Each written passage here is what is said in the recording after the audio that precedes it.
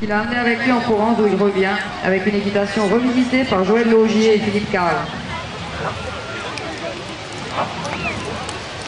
On peut dire que la voltige, au secours, la monte en Amazone, les femmes ont monté à Califourchon ou bien, par pudeur, elles étaient assises de côté. C'est ça qu'on appelle la monte Amazone.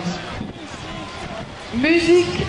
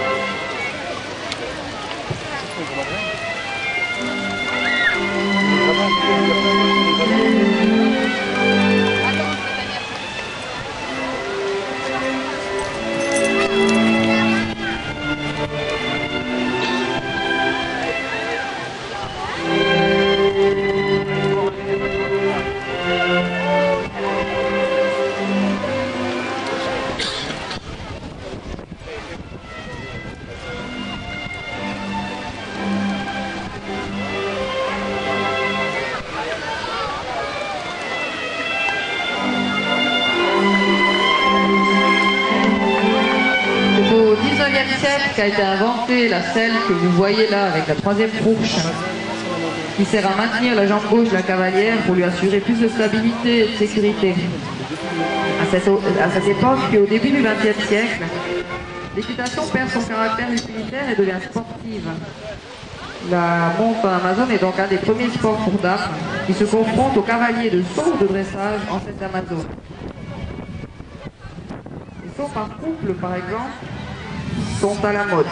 Puis on se modernise et la monte à califourchon prend le dessus.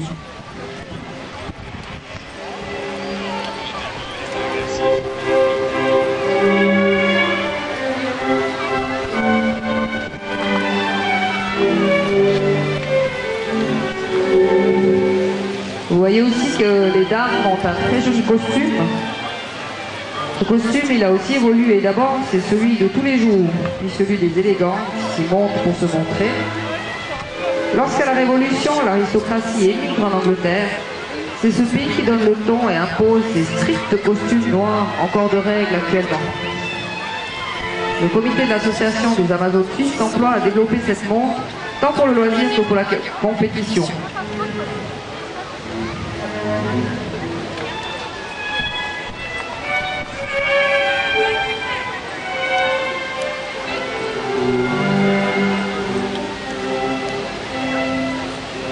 À côté des deux Amazones, on a Christian Hadi, le cavalier de Martigny, qui recherche l'équitation classique véritable du XVIIIe siècle. Il aimerait retrouver la légèreté de la main et de la jambe selon les gravures anciennes. Il a semblé logique de s'associer à Marie-Vonne Catin et Anne-Marie Felet, qui sont elles aussi nostalgiques de l'élégance de la monte d'autrefois. Ils se sont rencontrés grâce à la fête du cheval, lors de laquelle se présentaient à monter les Amazones du Chablais. Et ils sont tous les trois venus partager leur passion avec vous. Si la monte en Amazone ou la monte en légèreté vous intéresse, allez donc voir Christian Hadi après son spectacle. Je suis sûr qu'il serait tout heureux de pouvoir vous renseigner.